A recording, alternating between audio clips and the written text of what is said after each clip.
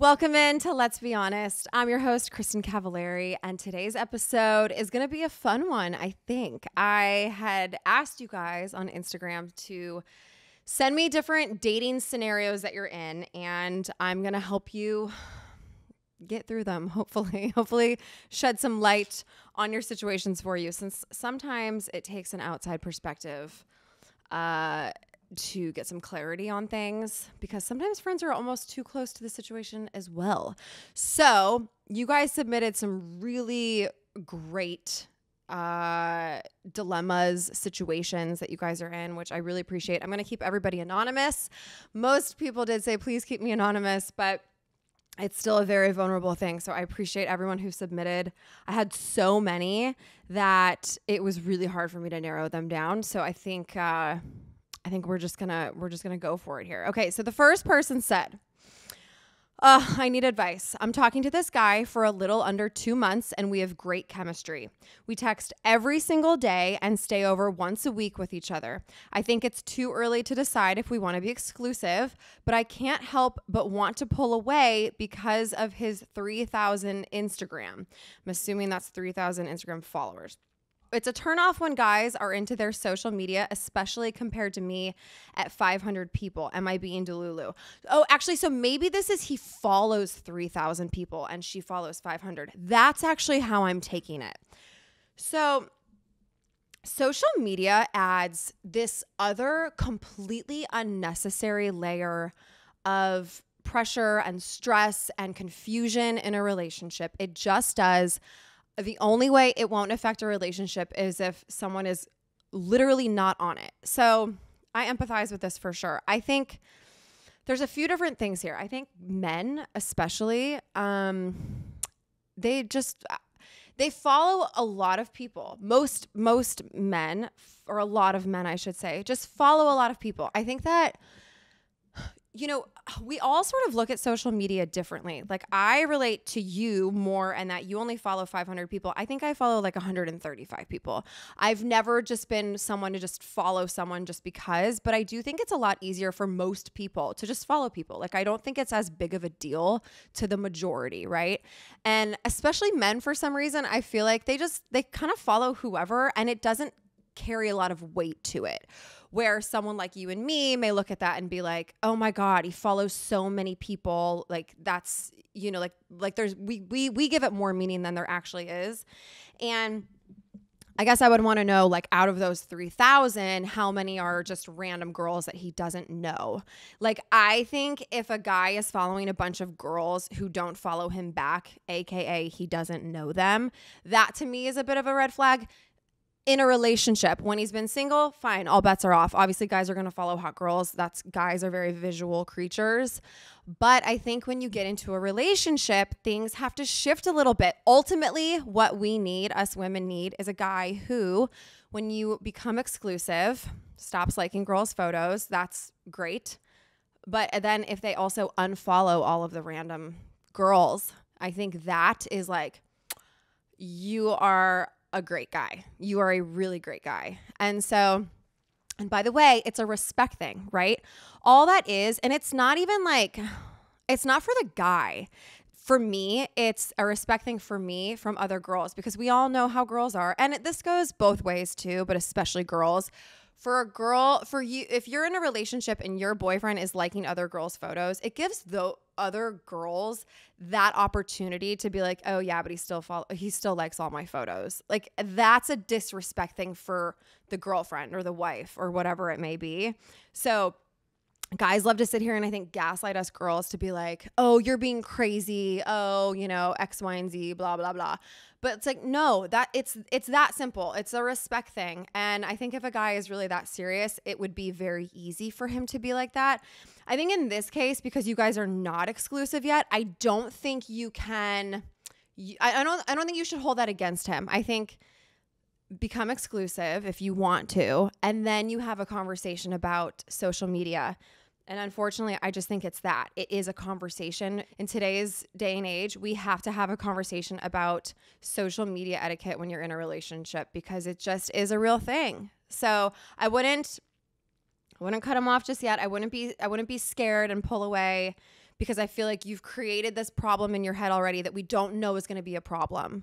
We don't know yet. Let's have the conversation. Let's cross that bridge, and then you go from there. But if he gaslights you, if he is still disrespecting you and saying, you know, you're crazy, it doesn't mean anything, it doesn't matter. If it means something to you, he needs to respect you enough to then stop whatever it is that he's doing that you don't like. It's that simple. So I hope that helps. You're not Delulu though. This social media stuff will make us think that we're crazy, and we're not. I mean, these are real things. These are real issues in relationships. Okay. I've been in a relationship for almost 9 years, but we both own different condos, and honestly, he doesn't seem to want to change his life. I've brought up moving things forward like marriage and getting a house together, and he kind of just tells me how good things are and that changing it would change everything. I love him deeply, and I'm 37, he's 39, and damn, I want a commitment and a home, kids, and a life together. I want to go home to him at the end of a long day, but I also don't want to give up the love of my life and my best friend just because I want to live with someone and play house. Been there, done that, and got divorced. Plus the dating scene is scary and the throwing up emoji. 9 years is a long time to not live together, yet be in a committed relationship. I don't think you should ever apologize for wanting marriage and living together and wanting a family with someone. I mean, that's a deal breaker for most people, as it should be. If those are things that you really want, you don't want to waste another 9 years on this guy to then wake up and be like, what, you know, the fuck did I do? I blew it. Those were 9 years that I could have found the one, started a family, actually own a house together. I think that's a red flag. I do. If a guy is not willing to give up his life, like what, his freedom, his independence, because like to me that says in a lot of ways he's gotten to have the best of both worlds with you for 9 years, and he's gotten away with it. Guys are going to get away with whatever we allow them to get away with. If we have some boundaries and tell them what we want and need in a relationship, maybe that could have changed 5 years ago. I mean, we don't know this, and we can't think like that, like coulda, shoulda, woulda. You know, we are where we are today, and so we got to look forward. But if that stuff is important to you, that's not just going to magically go away. And in fact, it'll make you resent him then more. And so while yes, he is your best friend, he's the love of your life, I think if those things are deal breakers for you, then maybe he's not the love of your life. And maybe right now you think he is, but you'll get out of this relationship, you will move on, and you will then realize why it didn't work out with him. But you can't, if someone wants kids and a family and to just living together after 9 years is not that much to ask for. I'm sorry. That is like, what? Hello. And also, why are you guys both spending money on condos? Like I don't know. I just don't think that makes sense. So I think you need to set some boundaries and don't let the dating scene being scary prevent you from ending a relationship that should end, because it's actually not that scary, and it actually can be really fun, and you can learn a lot about yourself and grow a lot. So never let that stop you from leaving a relationship. I mean, really, because that will end up being a huge regret. Kristin, I dated this guy for 2 years. The last month of our relationship, he completely flipped a switch on me for the worst. Let's say the way he chose to end it didn't provide any closure whatsoever. Fast forward a month later, he brings a girl to a mutual friend's party. Fast forward again, the two of them get engaged after 9 months of seeing each other post-breakup. This didn't come out in the wash until much later, but for those 9 months, he was still stringing me along, sending me flowers for a family member passing, wishing me happy birthday, etc. And there even was a drunk dial in there confessing his love to me. It's been 2 years now since we broke up, and I still feel like I'm hanging on to the breadcrumbs. He creeps my social media every day and is constantly checking up on me. This guy sounds like a real piece of shit. I mean, it's that simple. This guy breaks up with you out of nowhere, immediately gets into a new relationship, yet he's still stringing you along. This guy's a scumbag. What that says to me is when you guys were together, and I'm sorry if this is harsh, when you guys were together, this new girl, he was like, oh my God, I gotta have her. So much so that he ended things abruptly with you, got into this relationship with her. Things became real, as they always do. And he is missing you, but not enough, but like wants the attention from you, just kind of wants to know that you're still there. And that, to me, people who do that are so shitty. because that's so selfish, right? He's not thinking about you. He's not thinking that that's going to fuck you up 2 years later and you're still going to be holding on because of these little things that he's doing. That's about him in that moment of needing attention. That's what that is. I wish I could sit here and be like, he's in love with you still. He's not. He's not. And if he was, he never would have just abruptly ended things with you for something brighter and shinier in the moment. And so this guy is a real douchebag, and I feel like you dodged a bullet, and you should be thanking your lucky stars, and you need to let it go. We're done with this man. If he reaches out again, we're not responding. It's like, we're done. He's a dick. You imagine if you got back together with him, you would never trust him ever, ever, ever, ever. And this guy would do it again to you. We don't want someone like that. We want someone that knows from the get-go, we are it. They want us. They're not looking around for the next best thing. And this he's a dick. He's a dick. Goodbye. We're done. Let's chat about Purely Elizabeth. Purely Elizabeth makes delicious granolas, oatmeals, and cereals intentionally crafted with nourishing ingredients such as ancient grains, nuts, and seeds, and irresistible taste. All of their products are certified gluten-free, and they have plenty of vegan, non-GMO, and keto-friendly options. Purely Elizabeth is certified women-owned and B Corp. At Purely Elizabeth, they believe that one good choice leads to another. And that first choice can be as simple as a delicious bowl of Purely Elizabeth superfood granola. Elizabeth's journey started in the kitchen. She wanted to create obsession-worthy foods full of better-for-you ingredients and culinary taste. So she created delicious granola with crunchy clusters, ancient grains, and superfoods to make that first good choice an easy one. The founder, Elizabeth, is a certified nutrition counselor and health coach. She's always intentional about selecting the nourishing ingredients that go into each Purely Elizabeth product and settles for nothing short of delicious. I love that Purely Elizabeth products are made with ancient grains, superfood seeds, and contain no artificial flavors. All their products are certified gluten-free, and they have plenty of vegan, non-GMO, and keto-friendly options. I've been eating Purely Elizabeth for years. I know you guys have seen it at the grocery store. I'm sure you buy it as well, but they have so many new flavors too.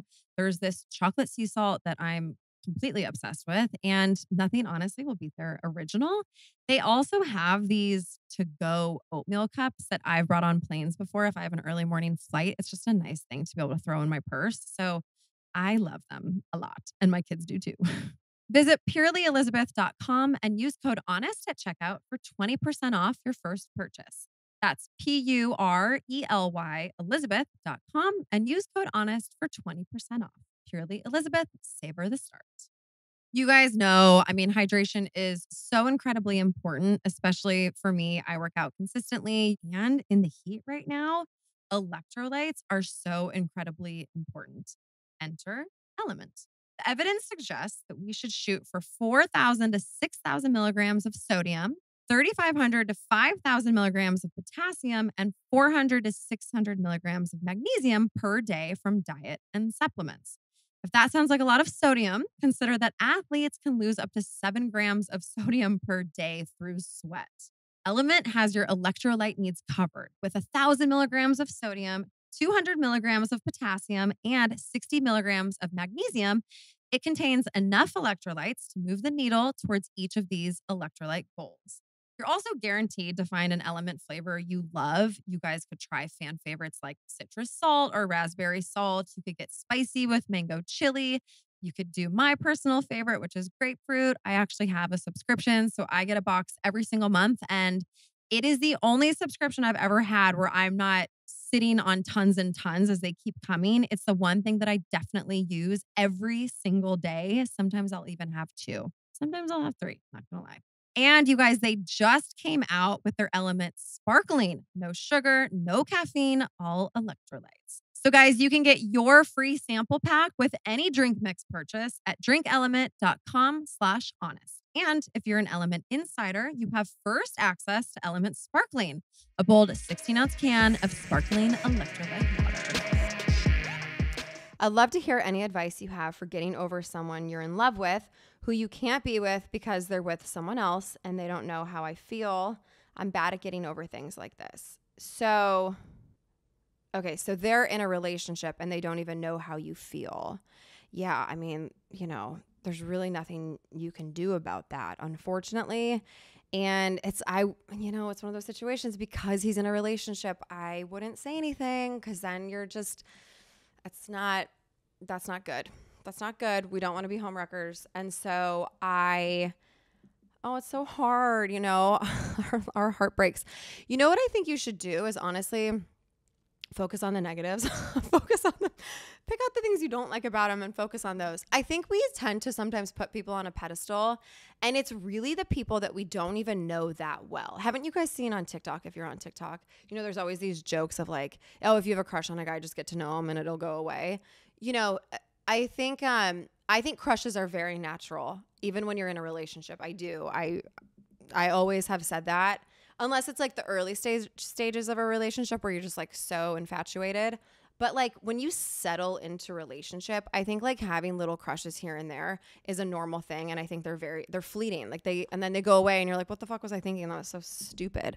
And don't come for me about that, because it's a really natural thing. And I know for a fact 98% of people have had those little crushes. And if you say that you haven't, it's just because you can't admit it to yourself. So, okay, I can actually admit it.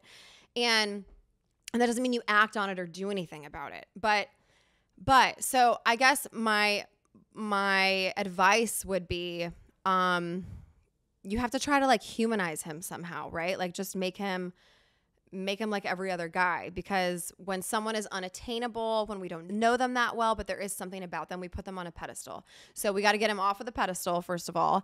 And I think you need to just distract yourself and maybe go on some other dates. Also, I would remove myself from being around this person as much as possible. I think if you work with them, that obviously makes it a lot more challenging. But if he's just like in your social settings and stuff, like I would actually really try to avoid being around this person so that your crush kind of fades, because I really do think it just takes time and removing someone from your life for you then to kind of just move on and get over them.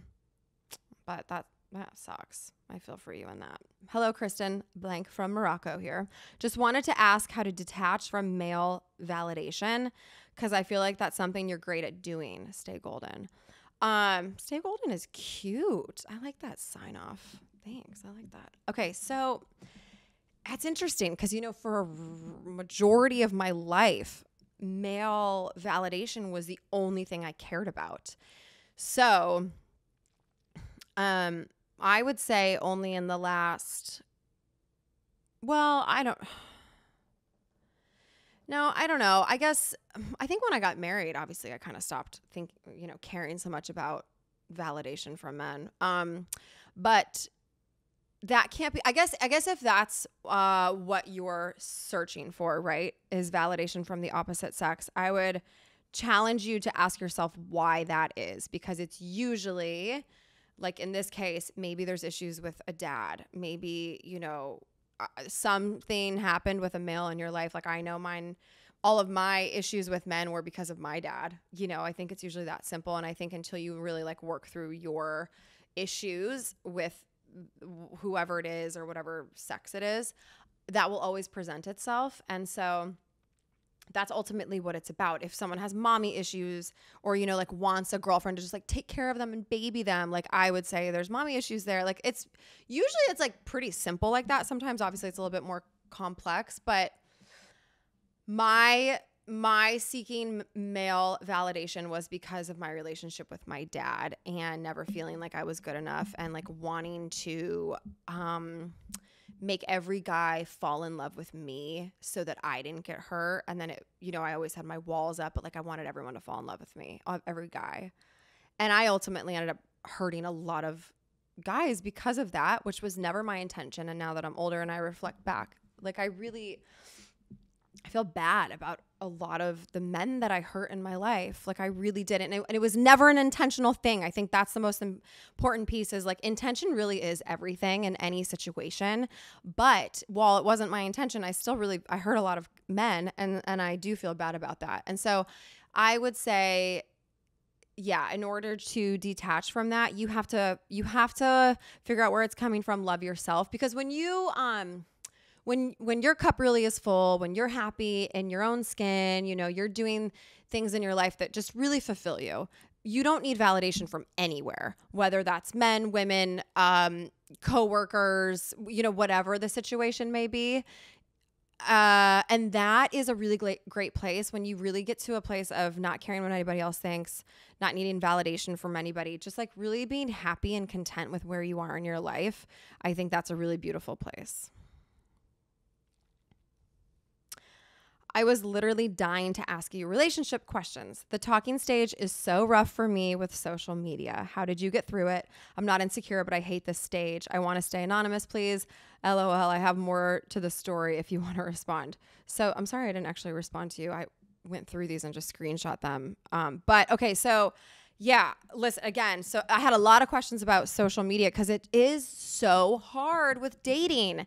The talking stage is weird in with social media because the talking stage, guys and girls can follow new girls. They can like other girls' photos. They can do whatever the fuck they want, right? Because you're not exclusive and they're allowed to do that. The weird part is we can obviously see when most of that stuff is happening. And I know we all kind of check, I wonder if guys check as much as we do. That's a question I want to ask some men that I have come on. I'm curious because I know we get a little obsessive, right? I'm okay to admit that.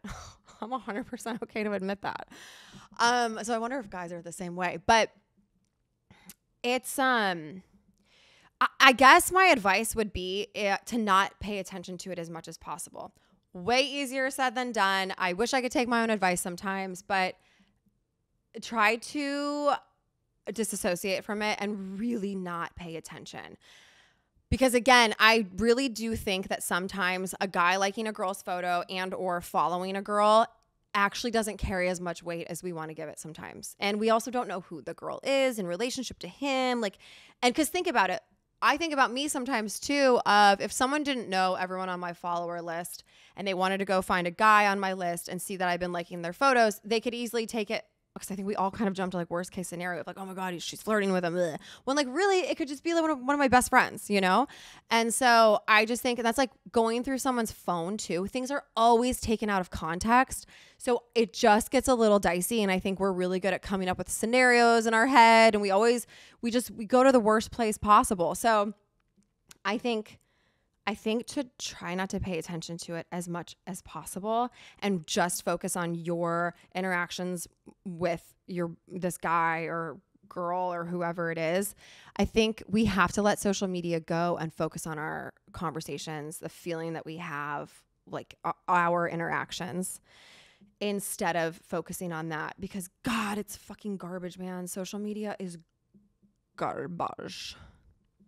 Please do an episode on boys. I'm in a relationship for 4 years and live with him, and I think I'm just over it. But it's hard and even harder to leave since the living situation.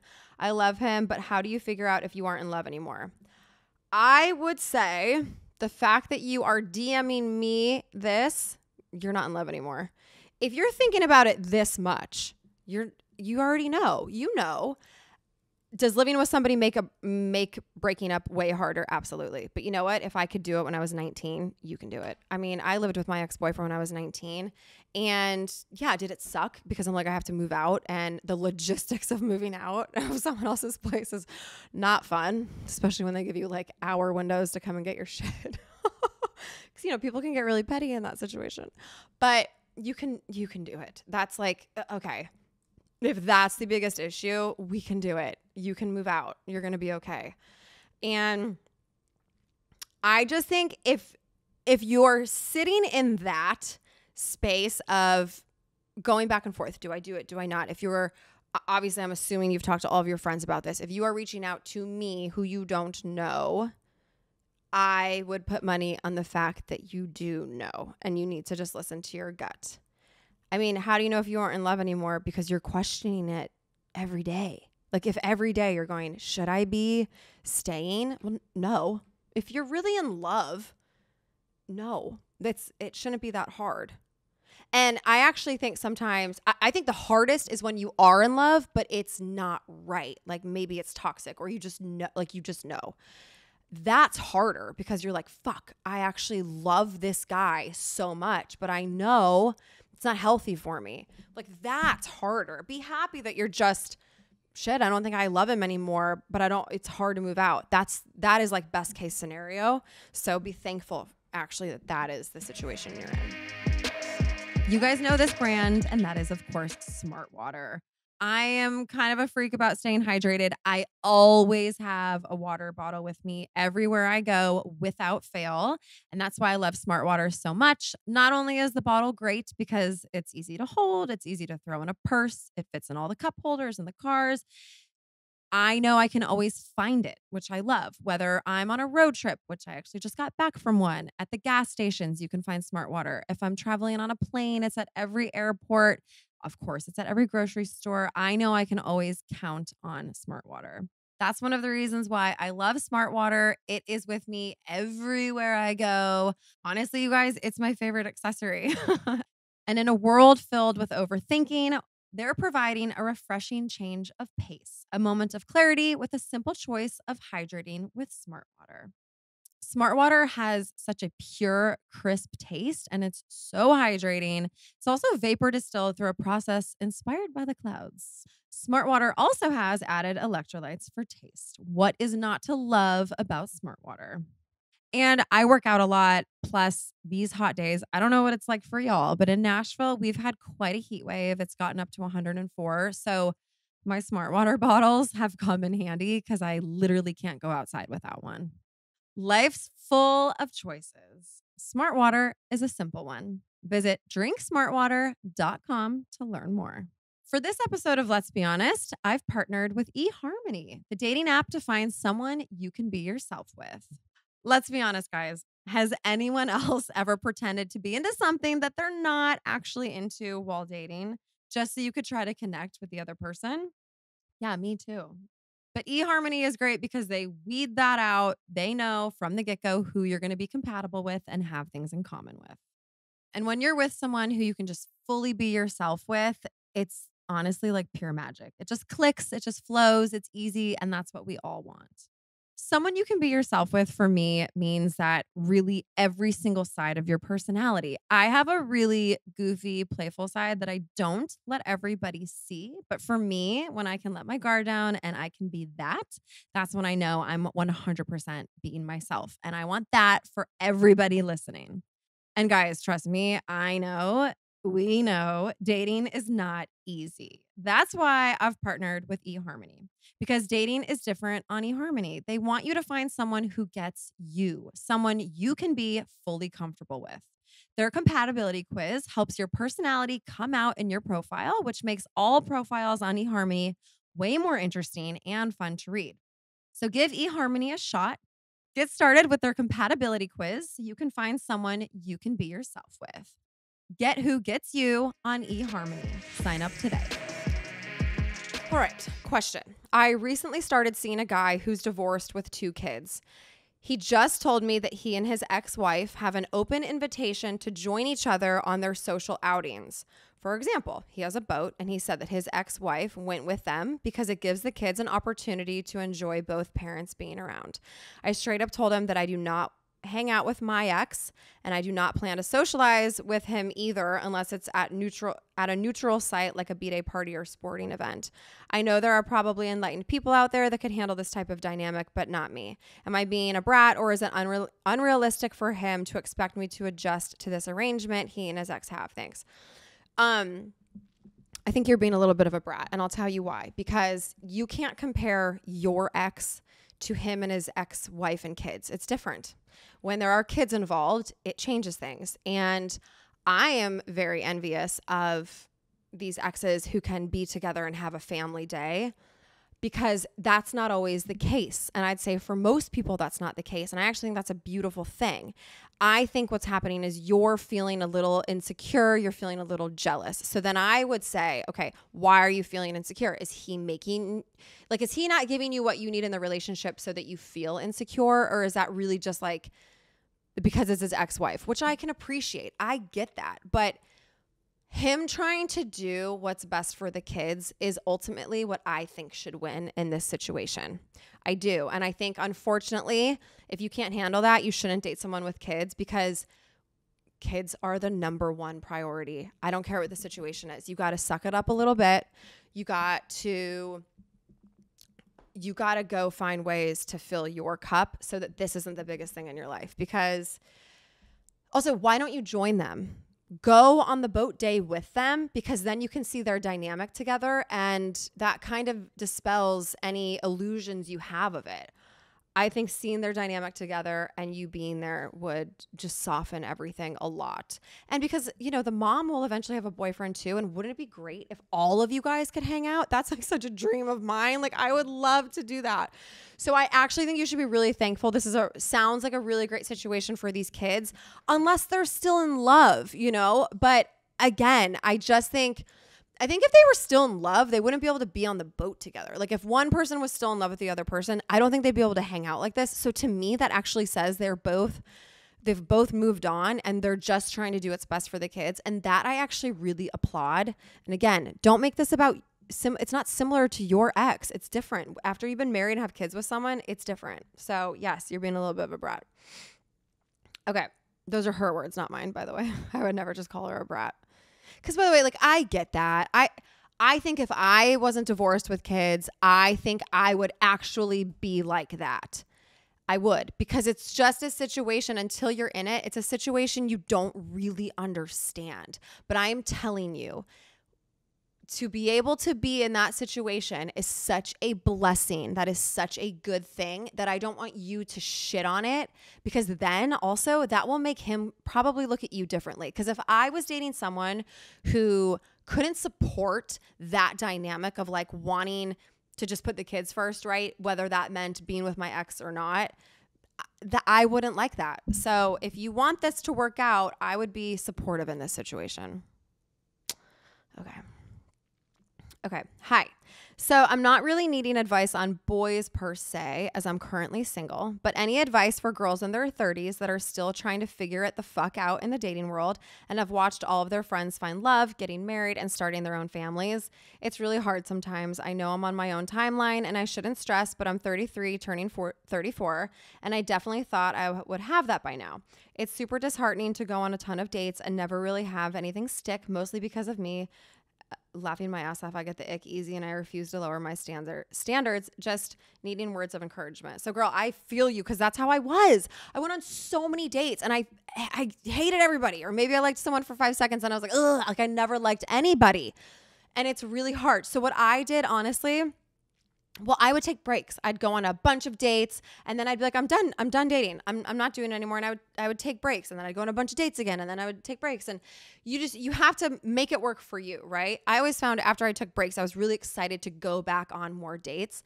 And listen, it is, I think when I look back on the last 4 years, like, oh, that was so much fun and that was great. But I had a lot of moments of being like, when the hell am I going to meet someone? And it is when you least expect it. I literally, when I met Montana, I was done with dating, and I meant it. I was like, I'm actually done this time. Like, I'm not going out on another date until like someone literally falls into my lap. And that's kind of what happened. So I think, yes, it's easy to get hung up on timeline, on age. And I think you just have to let it go and just know that you will look back on this time one day and it will make sense. What I used to tell myself too is I'd be like, okay, I don't know where my future guy's at, right? Like maybe he's getting a divorce and that's why it's taking a little bit longer than expected. Maybe he's graduating college. No, but yeah. But I was like, I for a long time like made it all about me. And then it was like, well, I don't know where he is right now on his journey to get to me. So I think when you can kind of look at it like that, like he's tied up right now, but then he's making his way to you. Start looking at it from that perspective, just like zooming out from a bigger lens, and just know that someone is coming. It's going to happen. And because we know it's happening, have some fun in between, in the meantime. And then there's like little things too. Like I'm a big believer in manifesting. I really am. And I think a large part of it is, okay, knowing exactly what you want, but then letting it go. Like literally letting it go because you know it's on the way. So you're not worried about what time is it going to be here? When's it coming? What's it going to look like? And then that's like bigger picture manifesting. And then little things, and I've talked about this before, is I cleared out a drawer in my closet. I had an empty drawer. When you pin people on your phone, I had an empty spot for someone. And they say you want to make room for something new to come in. And so that's what I did. And so if you believe in that stuff, those are all great things to do as well. And I do believe in that stuff. So I hope that helps. But he's coming. He's coming, girl. Okay, let's do one more. And then I think we'll do a part 2 because I still have so many great questions. So, okay. All right, one more. Okay. You've had your fair share of douchey men that are always playing games. I feel judged.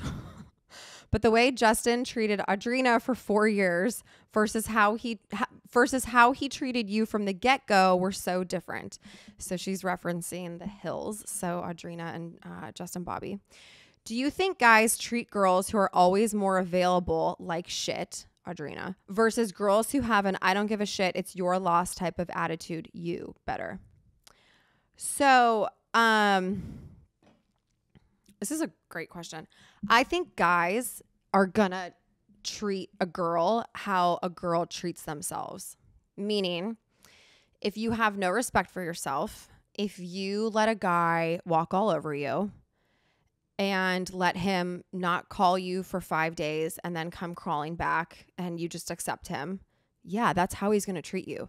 Guys are gonna do whatever they get away with. Where if you have some boundaries, if you kind of give off this attitude of like, hey, if you're not going to be what I need you to be, then I'm going to go find somebody else. Well, then, yeah. I mean, I think, listen, this is in my early 20s. And I think how I was with men then is different now. Thank God for that. But I mean, it's such a deeper conversation. I was the way I was with men because I was so scared of getting hurt that I said it earlier. We're like, I just wanted every guy to fall in love with me. And I didn't even realize that me being like, I don't fucking need you. I don't like, but like super flirty too. I didn't realize that would make, well, I guess subconsciously I did because that's why I was doing it. Guys were like fucking nutty with me. And, but I never got close to any guys. It was like, oh, I'm going to make you think that I want you, but really I'm going to keep you over here. And that did make guys like want more. There is something to be said for making guys kind of chase you a little bit, I think, but not so much. Like I don't, as an adult now, like I don't want to like be playing games like that all the time. So it worked in my early 20s. And, I think there is some truth to why is it that the guys who you never want are always the ones that want you kind of a thing. But I think that's just like being comfortable on your own, right? Loving yourself, not being worried if a guy likes you. I think flipping the switch of do I like him? That alone, that energy gives off that mentality of like, I don't need you. I think it's like no one wants to feel that neediness, right? So it's like if I'm confident, I'm powerful, I'm standing on my own. If you come, great. If you go, I don't care. That kind of vibe comes with being confident, knowing who the fuck you are, just all of those things. I think that's just really sexy and attractive to the opposite sex. So if you can be that, I think that, and have boundaries. Again, you can't let a guy walk all over you and treat you like shit because then they will. They will. They are going to do what you allow them to do. So I think getting to a place of not like, I hope he likes me. Oh, does he like me? I don't know. Like, no, do you like him? Like, I don't know. I don't know yet if I like him. Maybe I need to see him one more time to see if I do, and then I'll assess. But like, we're no longer playing this game of, I hope he likes me. No, it's, do we like him? So stay in that. That's powerful. Okay, we're going to do a part 2 to this. And so I'll see you guys next week for more questions. But again, thank you for submitting these. They're always just so good. And I appreciate you guys being vulnerable. So thank you, thank you, thank you. I'll see you guys soon.